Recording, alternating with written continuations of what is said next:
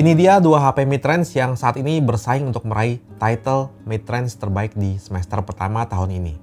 Vivo V27 dan Samsung Galaxy A54. Langsung aja kita bandingkan kedua HP ini. Yang mana yang lebih menarik dan cocok untuk kebutuhan kalian. Secara desain kedua HP ini sama-sama menarik, tapi pendekatannya sangat berbeda ya. Pertama, V27 lebih berwarna-warni dan di warna blacknya pun masih ada efek glitternya. Kalau A54, pilihan warnanya walaupun masih style anak muda, tapi lebih simple. Keduanya pakai material kaca, tapi finishingnya berbeda juga. V27 itu pakai finishing edgy matte, yang halus tapi masih ada teksturnya. Dan kotoran lebih susah nempel. Kalau Samsung, kaca glossy biasa. Lebih bagus mana? Ini tergantung selera kalian aja. Yang paling berbeda tentu dari bentukannya. V27 itu pakai desain dual curve yang sering kita temukan di HP flagship. Kalau A54, lebih ke flat. Desain V27 ini bener-bener mewah. Udah mirip banget kayak pegang HP flagship lah. Bezel layarnya pun tipis. Jadi harga 6 juta dikasih desain kayak gini sih sebuah bonus. Walaupun memang nggak semua orang suka sama desain curve. A54 sebetulnya nggak kalah cakep. Flat itu bukan berarti kalah mewah dengan curve. S-series atau iPhone pun sekarang flat. Tapi memang bezelnya aja yang mengurangi kesan mewahnya. A54 ini alternatif yang bisa dipilih kalau kalian memang bener-bener nggak suka sama desain curve. Terus A54 lebih lebar ya. Kalau V27 itu ramping, tapi lebih tinggi. Untuk ketebalan memang terlihat A54 jauh lebih tebal. Kedua HP ini sebetulnya ada rating IP atau waterproof, tapi rating A54 lebih tinggi dibandingkan V27. Desain kamera juga beda. Vivo masih tampil dengan housing, kalau A54 cuma pakai frame yang simple dan minimalis. Sebetulnya posisi kameranya sama ya. Kalau housing kamera V27 dilepas, ya bakalan jadi mirip banget. Tapi sebetulnya dengan adanya housing kamera kayak gini, dia bisa kasih ilusi kalau bump kameranya kelihatan tipis. Oh ya, paling sayang aja V27 modelnya udah kayak HP flagship, tapi vibration motornya standar HP mid-range. Nggak kayak A54 yang udah mirip flagship. Buat saya vibration motor itu juga berpengaruh biar bisa lebih kasih rasa kayak HP flagship. Oke, sekarang kita bahas kualitas panelnya. V27 pakai AMOLED 120Hz, sedangkan A54 pakai Super AMOLED 120Hz juga. Yang unggul dari V27 itu, layarnya udah 10-bit, jadi bisa cover warna yang lebih luas. Mungkin untuk pengguna awam, bakal cukup sulit bedain layar 8-bit dan 10-bit. Dan warnanya pas dipakai nonton juga masih mirip-mirip. Layar Samsung masih tetap impresif. Awalnya saya kira yang menarik dari layar Vivo bakal di situ doang. Tapi dari brightness dan sebagainya bakal lebih unggul A54. Dan menurut saya pribadi, layar A54 masih jadi salah satu yang terbaik di kelasnya. Tapi ternyata dugaan saya salah. Layar V27 itu nggak kalah bagus. Brightness-nya bisa nyaingin kecerahan layar A54, termasuk di kondisi terik. Keduanya juga support HDR10+, dan pas nonton konten HDR pun keduanya bisa tetap cerah. Nggak kayak HP lainnya di kelas ini pada umumnya yang bakal redup cukup jauh.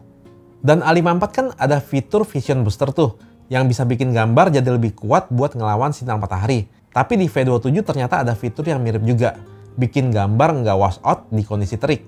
Paling proses tone mappingnya aja yang nggak semulus di Samsung. Kalau di A54 kan prosesnya smooth banget. Kalau di V27 layarnya mati dulu dan pas nyala tiba-tiba berubah. Tapi ya saya nggak nyangka layar V27 sebagus ini sih. Paling kalau buat multimedia bakal lebih puas di A54 karena speakernya ada 2 dan punya fitur Dolby Atmos ya. Kalau V27 cuma mono dan ada fitur super audio yang kayaknya teknologi mereka sendiri. Untuk UI pastinya berbeda.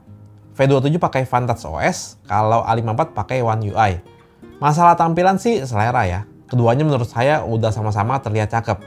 Secara fitur juga sama-sama banyak. Tapi memang untuk kustomisasi, sekarang di V27 kayaknya lebih banyak. Tapi beberapa fitur di A54 kayak Link to Windows itu lebih berguna buat saya sih. Sayang, Vivo belum ada fitur yang agak mirip kayak gini. Biar memudahkan sync ke PC. Yang unggul dari A54 itu ada di software update-nya, yang dikasih 4 kali Android update sama Samsung.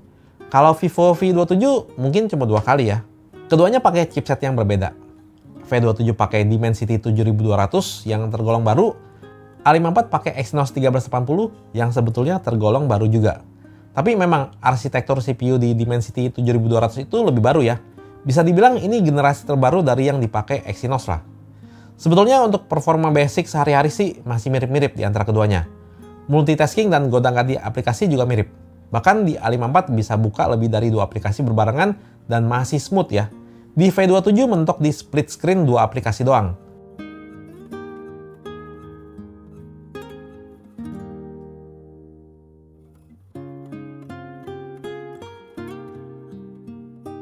Tapi saya ngerasa efek animasi di V27 itu masih agak suka stutter dikit. Apalagi kalau buka aplikasi kameranya yang kelihatannya berat. Animasi di A54 memang nggak semulus di S-Series, tapi masih tergolong mulus di kelas ini. Dan V27 kadang lebih kelihatan aja stutternya. Untuk tipe storage-nya juga beda. V27 pakai UFS 3.1, kalau A54 kayaknya sih UFS 2.2. Yang pasti pas saya tes, storage Vivo itu lebih ngebut. Tapi A54 masih ada slot micro SD. Untuk GPU-nya juga berbeda. Yang dipakai V27 itu generasinya lebih baru, penerus yang dipakai di A54 ini. Memang core GPU-nya lebih banyak di Exynos 1380, tapi tetap aja lebih powerful Dimensity 7200. Kalau lihat benchmark-nya, GPU di V27 itu lebih kencang sekitar 50% dibanding A54. Jadi jelas, V27 buat dipakai gaming itu termasuk kencang banget di kelas ini. Dan yang penting bukan cuma kenceng, tapi lebih banyak game yang grafis tingginya juga udah dibuka sama developernya. Kayak PUBG udah bisa main di smooth extreme dengan smooth. Mobile Legends juga settingan grafis ultra udah dibuka. Walau frame rate ultranya belum dibuka, padahal saya yakin V27 ini sanggup ya. Ya intinya buat gaming lebih unggul V27 walau sebetulnya A54 cukup powerful juga. Palingnya sekali lagi, speaker V27 cuma mono, kalau A54 stereo. Untuk sektor kamera, saya serahkan ke Hendrik. Vivo V27 dan Galaxy A54 pakai setup kamera yang sama ya. Di belakang ada triple kamera, di depan ada sebuah kamera selfie. Kamera selfie-nya berbeda, resolusinya lebih tinggi Vivo. Terus kamera makro dan kamera ultrawide-nya juga berbeda ya. Resolusi yang ini lebih tinggi di A54. Tapi kamera utama 50 megapiksel itu sama. Sensornya sama yaitu IMX766 yang biasa dipakai di HP flagship. Tapi bukaan lensanya itu beda dikit ya. Nah untuk masalah warna agak ribet nih. Awalnya saya pikir warna di V27 itu netral banget ya dibandingkan A54 yang karakternya memang vivid dengan kontras yang tinggi. Tapi itu pas saya lihat di layar HP masing-masing ya. Tapi pas saya pindahin ke monitor, ke TV atau ke flagship lainnya, kok beda banget gitu warnanya. Jadi ternyata di settingan display V27 itu ada 3 pilihan warna. Yang pilihan defaultnya itu warnanya memang cenderung netral banget ya. Saya lihat hasil foto A54 di layar V27 settingan default tadi itu jadinya netral banget, malah lebih netral dibanding hasil dari Vivo ya. Kalau yang Pro itu kayaknya mode sRGB yang color gambutnya kurang lebar sih. Terus saya coba pindah ke settingan bright ya. Nah di sini warnanya tuh jadi vivid banget. Kayaknya settingan ini bisa ngecover warna yang lebih luas lagi, lebih banyak lagi ya. Lebih bisa manfaatin layar 10 bitnya.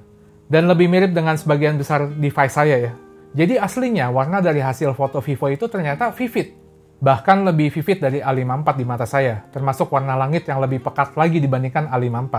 A54 aja saya bilang udah vivid ya, ini lebih vivid lagi gitu. Jadi buat yang pakai V27 jangan kaget kalau saya bilang hasil warnanya vivid. Ini mungkin karena settingan layar yang saya jelaskan tadi aja. Hasil dari A54 itu punya kontras yang tinggi, dan Vivo pun kontrasnya cukup tinggi. Menurut saya udah benar Vivo tambahin kontras lagi ya, karena karakter asli ISP MediaTek itu sepengalaman saya memang dia cenderung flat ya. Dia suka bikin semua area terang. Karakter ini sebetulnya masih agak kelihatan di sini, karena hasil dari Vivo memang cenderung dibikin terang. Dynamic range pas foto backlight sebetulnya sama-sama lebar, jelas karena sensornya yang sama ya. Tapi kalau dilihat lagi, matahari di A54 itu lebih sedikit overexpose, tapi sedikit doang. Nah tapi di foto-foto kayak gini, area shadow di Vivo itu masih ada efek keputihan gitu ya. Kalau A54 warnanya udah bagus lah. Terus di kondisi tertentu ternyata V27 itu ada chromatic aberration atau CA ya. Kalian bisa lihat di bagian sini nih, saya tunjukin. Di A54 juga sebetulnya ada, tapi sangat sedikit dibandingkan Vivo. Untuk ketajaman sebetulnya sama-sama udah tajam, paling processing di detailnya aja yang agak sedikit berbeda. Tapi ya sama-sama bagus sih. Terus walau nggak ada lensa tele, tapi foto zoom-nya itu udah bagus, mirip kayak ada lensa optikal telefoto. Mirip ya, bukan sama sekali lagi. Di foto 3 kali dan 6 kali zoom-nya itu masih termasuk impresif. Nggak pecah kayak hasil cropan biasa atau hasil digital zoom biasa gitu ya. Mungkin ini kelebihan dari sensor IMX766 ini. Oh ya, kalau foto gedung ya, karakter asli dari ISP MediaTek-nya masih agak kelihatan di sini. Semoga kalian bisa lihat bedanya ya. Dia tuh kayak terang semua ya. Sedangkan A54 di area shadow-nya itu masih lebih gelap ya. Jadi masih kelihatan lebih natural. Pas foto objek orang, skin tone-nya rada beda. A54 itu lebih agak putih. Saya sih lebih suka hasil dari Vivo, yang lebih hangat dan lebih sesuai lah dengan aslinya. Tapi saya belum coba di warna kulit lain ya. Terus sama-sama ada mode portrait, efek bokehnya beda dikit. Di A54 itu efek bokeh bulet-buletnya lebih banyak. Tapi ya sama-sama bagus sih, sama-sama tergolong rapih juga. Tapi yang saya suka dari Vivo itu dia ada pilihan 2 kali zoom di dalam mode portraitnya. Dan yang saya bilang tadi, hasil foto zoomnya itu bagus ya, nggak pecah gitu loh. Sebetulnya di A54 itu bisa kalau kita mau ambil 2 kali zoom portrait ya. Tapi agak ribet dibandingkan Vivo. Jadi kita harus ambil foto dulu di mode normal ya, 2 kali zoom. Abis itu kita tambahin portrait effect lagi gitu. Hasilnya sih bagus banget, udah kayak foto di mode portrait ya. Jadi sebetulnya Samsung tuh bisa tambahin fitur ini, tapi entah kenapa mereka belum mau aja gitu. Oke, kita ke hasil foto pas malam hari. Keduanya pas foto malam itu sama-sama impresif, tapi memang Vivo tuh cenderung hasilin foto yang lebih terang. Warnanya juga di-boost lagi sama mereka ya. Apalagi di night mode-nya. Suasana yang aslinya gelap banget jadi nggak kelihatan gelapnya ya. Jadi kayak kelihatan lebih terang aja gitu ya. Sebagai catatan, memang di V27 itu kita nggak bisa matiin night mode-nya. Jadi di foto normal pun night mode-nya tetap nyala. Kalau di A54 kan masih bisa kita matiin ya. Jadi di Vivo kalau kita masuk ke night mode, itu tuh kayak mode extreme night mode gitu. Jadi efeknya lebih agresif lagi. Night mode di A54 menurut saya sih udah agresif ya HDR-nya. Tapi Vivo lebih agresif lagi. Ini memang tergantung selera aja sih. Tapi buat saya ya, hasil night mode di A54 itu masih sedikit lebih noisy gitu. Bisa lah Samsung kasih update buat kurang-kurangin noise-nya. Untuk kamera ultrawide pastinya lebih tajam A54 ya. Menurut saya di kelas mid-range emang Samsung kasih ultrawide yang terbaik lah. Field of view lensanya juga lebih lebar, jadi kerasa banget ultrawide-nya gitu. Tapi saya merasa ultrawide 8 megapikselnya Vivo itu di atas ekspektasi saya. Kayaknya lebih bagus dibandingkan ultrawide 8 megapiksel HP-HP brand lain sih. Pas masuk ke low light, mungkin sekilas kelihatan lebih bagus Vivo. Karena memang dia cenderung bikin hasil fotonya terang ya. Tapi sebetulnya masih lebih tajam hasil dari A54. Oh ya, Vivo tuh fitur kameranya banyak banget. Dan jauh lebih fleksibel. Dari pilihan filter yang super banyak, terus kalau kita kurang cocok sama warna nih, masih ada pilihan natural color yang bikin warnanya lebih natural lagi. Terus yang saya suka dia ada fitur efek master ya. Jadi kita tuh bisa atur sendiri level saturasinya sesuai selera kita. Tanpa merubah banyak tone warna kayak pakai filter lain misalnya. Jadi kalau kita udah suka sama processing foto Vivo tapi saturasinya kurang cocok nih, kita masih bisa atur lagi gitu. Untuk kamera selfie-nya, hasil fotonya saya bilang lebih bagus Vivo ya. Untuk perekaman video, ultrawide Vivo mentok di resolusi Full HD 30 fps saja. Karena masih 8 megapiksel ya. Kalau A54 itu bisa hingga 4K. Tapi sama-sama nggak bisa di 60 fps. Jadi ultrawide A54 memang lebih tajam. Tapi lagi-lagi saya merasa ultrawide Vivo itu masih bagus juga untuk resolusi segini. Hasilnya masih nggak kalah sama A54. Kalau kita adu di resolusi yang sama. Kamera utama dan kamera selfie-nya sama-sama bisa rekam hingga 4K 30 fps. Dan di Full HD ada pilihan 60 fps. Untuk kamera selfie-nya menurut saya lebih bagus Vivo. Apalagi pas rekam di kondisi low light. Masih terlihat tajam gitu. Kalau A54 udah kelihatan noisy banget. Terus untuk kamera utamanya sama-sama tajam, paling beda di processing aja ya.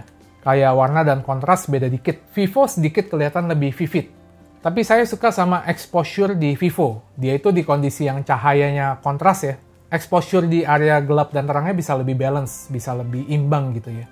Nah, tapi sekali lagi, di kondisi tertentu, kelihatan kalau Vivo ada chromatic aberration atau CA-nya. Dan ini parah banget kelihatannya. Kalau di A54 itu cenderung bersih ya. Kalau di foto itu kan masih bisa dibenerin lewat processing-nya ya, jadi nggak kelihatan parah. Tapi kayaknya di video lebih susah ini. Nah, saya coba adu juga di kondisi low light. Sebetulnya keduanya nggak terlalu beda jauh dan sama-sama bagus di mata saya ya. Tapi memang Vivo cenderung bikin sedikit lebih terang dan saturasinya juga dibikin lebih tinggi. Jadi kayak warna hijau itu kelihatan lebih hijau gitu, nggak pucet ya. Dan Vivo juga ada fitur night video. Nah, ada beberapa keunggulan Vivo. Pas saya perhatikan ternyata di perekaman video Vivo tuh ada efek HDR-nya. Jadi pas rekam di kondisi backlight nih, dynamic range-nya itu masih lebar ya, nggak kayak A54 yang agak overexposed di background gitu. Beda dengan hasil fotonya yang ada efek HDR. Terus Vivo juga ada fitur video bokeh yang hasilnya saya bilang juga impresif buat HP di kelasnya.